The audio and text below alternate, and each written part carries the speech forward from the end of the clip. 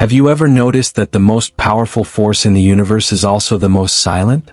It works in the background, without applause, without effort. It doesn't shout. It compounds. We spend our lives shouting. We hustle. We grind. We trade our hours for dollars, our days for direct deposits. We believe that more effort equals more reward. That if we just work harder, we will finally feel secure. But what if that entire equation is backwards? What if the real engine of wealth isn't found in the frantic activity of our days, but in the quiet, patient, almost lazy passage of time itself? Think about the last time you checked your bank account. That number you saw. What did you feel? Was it a feeling of solid ground beneath your feet? Or was it a snapshot of a race you're always running but never seem to win? That number, for most of us, feels like a scorecard of our effort. How hard we worked this month. How many hours we logged. It's directly tied to our labor. And because of that, it feels fragile. Because our energy is finite. Our time is limited. There are only so many hours we can work before we run out of day, before we run out of steam. But what if you could build a kind of wealth that wasn't tied to your immediate effort? A kind of wealth that grows while you sleep? While you have dinner with your family? While you read a book or take a walk or stare out the window at the rain? This isn't a fantasy. This is the silent, relentless, and profoundly simple mathematics of compound interest. And understanding it doesn't just change your bank balance. It changes your relationship with time, with effort, and with money itself. See, for some people, money isn't just currency. It's a tiny employee, a worker. You hire it and you send it out into the world with one job, to go get more of itself. And while your other employees, your hands, your brain, your time, they need breaks, they need sleep, they get sick, this little employee never clocks out. It works 24 hours a day, 365 days a year. It doesn't take vacations. It doesn't get bored. It just works, relentlessly. We spend our lives trading time for money while the wealthy let money buy them time. This is the switch. This is the fundamental psychological shift. It's moving from being the fuel in the engine to being the engineer who designed the engine. It's a shift from active earning to passive ownership. And it feels impossible when you're in the first mode because you're so tired from being the fuel. You can't imagine being the engineer. The gap seems too vast. So let's unfold this mystery. Let's not talk about complex investment portfolios or obscure stock tickers. Let's talk about the psychology of a single dollar. A single dollar you decide not to spend. You've probably heard of the latte factor. The idea that if you just skip your daily $5 coffee, you can become a millionaire. And on the surface that sounds preachy. It sounds like another piece of scolding financial advice, telling you to deprive yourself of life's small joys for some distant, abstract future. It feels like a punishment. It reinforces the idea that building wealth is about sacrifice, about grimly saying no to yourself every single day. But what if we flip that entire story on its head? What if the latte factor isn't about the coffee at all? What if it's not about deprivation but about deployment? The power isn't in the $5 you didn't spend. The power is in the $5 you put to work. The act of skipping the latte is meaningless if that $5 just sits in your checking account feeling guilty. The magic happens only when that $5 is transferred. When it's hired. When you give it a job. Think about that for a moment. The same action, foregoing a purchase, can feel either like a punishment or like a strategic decision. It depends entirely on your mindset. Is it about what you're losing? Or is it about what you're building? Are you saying, I can't have this? Or are you saying, I'm choosing to build something else with this resource? One feels like scarcity. The other feels like power. This is the hidden psychology. It's not the behavior itself, it's the story you tell yourself about the behavior. When you see that $5 as a tiny seed, your entire relationship with it changes. You're not looking at a coffee you're missing. You're looking at a future tree. You're planting an orchard one seed at a time. And you start to look at every small, thoughtless expenditure differently. Not with guilt, but with curiosity. Is this thing I'm about to buy worth more to me than the future tree it could become? Sometimes the answer is yes.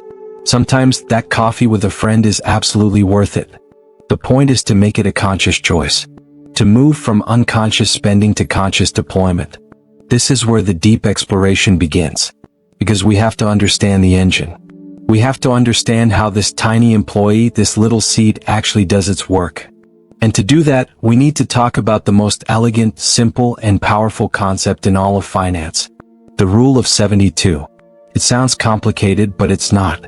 It's breathtakingly simple. The Rule of 72 is a way to estimate how long it will take for your money to double. You take the number 72, and you divide it by your expected annual rate of return. The result is the number of years it will take for your money to double. Let's make it personal. Let's say you manage to earn an average return of 8% per year on your investments. That's a reasonable long-term historical average for the stock market. You take 72 and divide it by 8. You get 9. So, at 8%, your money will double approximately every 9 years. Stop and feel that for a second. Your money, doubling, without you doing a thing. You plant one tree and in 9 years you have 2. In another 9 years those 2 become 4. Then 4 become 8. This is the snowball effect. At first the snowball is small. You're rolling it and it's picking up a little snow. It's hard to even see the growth. But you keep pushing. And with every revolution it picks up more snow. Not just the amount it started with, but now it's picking up snow on top of the snow it already collected. It's growing based on its own growing size. The growth itself starts to grow. This is the critical difference between linear growth and exponential growth. Our paychecks tend to grow linearly. We get a 3% raise. We get a promotion. It's a straight line. But compound interest is a curve. A curve that starts gently, almost imperceptibly, and then, at a certain point, it turns upward and shoots for the sky. The problem is, most of us give up during the gentle part. We look at our tiny snowball after a year or two and we think, this is pointless. This will never amount to anything. So we stop rolling it. We take the money out and we spend it on something that gives us an immediate hit of satisfaction. We never get to witness the miracle of the curve. We live our entire financial lives in the linear world, never crossing over into the exponential one. And this is where time reveals its true power. Time is the fuel for the exponential curve. The Rule of 72 shows us that time isn't just a helper, it's the main character. A 25-year-old who invests just a little money has a staggering advantage over a 45-year-old who invests a lot. Because the 25-year-old's money has time to double and double again and double again. Let's put some numbers on it, not to overwhelm you but to paint a picture. Imagine 2 people. Person A is 25. She decides to invest $5,000 a year for just 10 years. Then she stops completely. She never adds another dollar. Person B is 35. He sees what person A is doing and decides to start as well. He invests $5,000 a year, but he does it for 30 years, all the way until he's 65. Who do you think has more money at age 65? The one who invested for 30 years, or the one who invested for only 10? The answer is one of the most counterintuitive truths in all of personal finance. Person A, who started at 25 and only invested for 10 years, will very likely have more money than person B, who started later and invested for 3 times as long. How is that possible? It's the power of the double. Her money invested earlier had more time to compound. Those first dollars she invested at age 25 had 40 years to work. They doubled every 9 years. That's over 4 doublings. Meanwhile, the first dollars person B invested at 35 only had 30 years. That's only 3 doublings. That one extra doubling makes an astronomical difference. This is the financial psychology of the early seed. The seed planted in the first spring has a profoundly different life than the seed planted in the summer. This is why starting with pocket change is better than waiting for a windfall. The windfall might be bigger, but if it comes late, it has less time to work. A small, early start will almost always beat a large, late one. Think about your own life. When was the last time you thought, I'll start investing when I have a real amount of money? When I get that raise? When I have $10,000 saved? That thought, that waiting, is the enemy of the exponential curve. You are trading your most powerful asset, time, for the illusion of a bigger number to start with. It's a terrible trade. This waiting is rooted in a psychological bias that behavioral economists call present bias. We are hardwired to overvalue the present and dramatically undervalue the future. The coffee today is a tangible pleasure. The future tree is an abstract concept. Our brains are just not good at comparing them. The present feels real. The future feels like a story. So we make the rational, emotional choice for the present over and over again at the expense of our future selves. But what if you could make the future feel more real? What if you could give that future self a face, a voice, a set of desires? This is where we move from pure mathematics into financial psychology. The numbers are simple. The behavior is hard. Because it requires us to care for a stranger, the person we will become. Let's go deeper into the layers of this money mindset. The first layer is the scarcity layer. This is the feeling that there's never enough, that you are always on the back foot. When you live in this layer, the idea of investing feels absurd. It feels like trying to bail out a sinking ship with a thimble. The leak is too big. The thimble is too small. Why even try?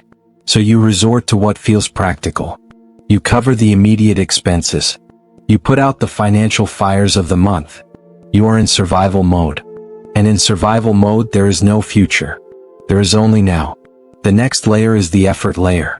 This is where you believe that your financial salvation lies in working harder. You take the second job. You chase the side hustle. You burn the candle at both ends. This feels virtuous. It feels like you're doing something. And you are. You're generating more linear income. But you're also burning out. And because you're so focused on the active earning, you never make the mental shift to passive building. Your money sits in your bank account idle because you're too tired to think about giving it a job. You're the only employee and you're exhausted. The third layer is the awareness layer. This is the moment the concept of the tiny employee truly lands. It's not just an idea you understand intellectually. It's a feeling. A shift in perception. You look at $100 and you no longer see a nice dinner out or a new pair of shoes. You see a tiny worker. You see a potential double. You see 40 years of quiet, relentless labor. This changes everything. Spending that $100 is no longer just spending. It's firing an employee. It's halting a future doubling. This isn't about guilt. It's about value.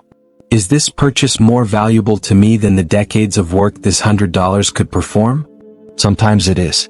But now the question is being asked. And that changes the entire financial decision. The fourth layer is the trust layer. This is the hardest one for many people. It's the layer where you have to trust the process.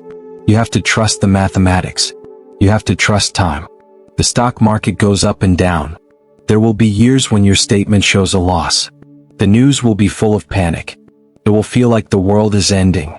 And in that moment, the linear effort-based mindset will scream at you to do something. To pull your money out. To stop the bleeding. To go back to what you can control, which is your own active work.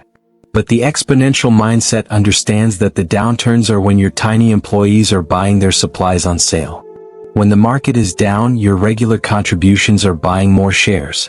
They are hiring more workers at a discount. To weather this, you cannot be emotionally tied to the day-to-day fluctuations. You have to be tied to the curve. You have to trust the 9-year doubling cycle, not the 9-minute stock ticker. This requires a profound internal shift. It's the shift from being a trader to being an owner. A trader reacts to the weather. An owner focuses on the season. Let's talk about the stories we tell ourselves that keep us stuck in the linear world. The story of the windfall. When I get my inheritance, or when I get that big bonus, or when I finally sell my startup. This story makes it easy to delay. It makes the small, consistent actions of today feel insignificant. Why plant a few apple seeds when you're going to buy a whole orchard next year? But the windfall story is a trap. First, it may never come. Second, and more importantly, if it does come to someone who hasn't developed the exponential mindset, it will likely be spent. It will be treated as linear income, a one-time spike to be consumed, not as a legion of employees to be deployed. Without the mindset, the windfall evaporates. Then there's the story of complexity. It's too complicated. I don't know what to buy. I'll make a mistake. This story keeps you paralyzed. It makes the barrier to entry feel insurmountable. But the beautiful, liberating truth about exponential growth is that it doesn't require complexity. In fact, it thrives on simplicity. A single low-cost index fund that tracks the entire stock market is often the most powerful vehicle for the average person. You're not betting on one company. You're betting on the relentless, innovative capacity of human civilization itself. You're hiring all the workers. And history has shown that over long enough time horizons, that bet has always paid off. And finally, the story of deserving. I work hard, I deserve this treat. This is the most seductive story of all. And it's not entirely wrong. You do deserve joy. You do deserve to enjoy the fruits of your labor. The exponential mindset doesn't demand a life of austerity. It simply asks for consciousness. It asks you to define what treat truly means to you. Is it the fleeting high of a random online purchase that arrives in a box and is forgotten in a week? Or is it the deep, lasting pleasure of a special experience with someone you love? The exponential mindset isn't about saying no to everything. It's about saying a full-hearted, conscious yes to the things that truly matter, and quietly saying no, thank you, to the things that don't. It's about aligning your spending with your deepest values, not your most fleeting impulses. This brings us to the financial mindset shift. The shift from active strain to passive trust.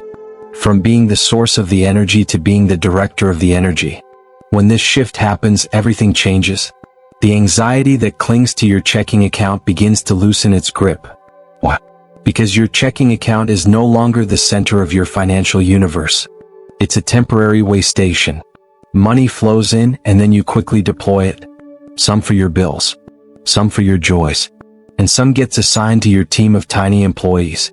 The pressure on that checking account diminishes because you know its purpose is cash flow, not security.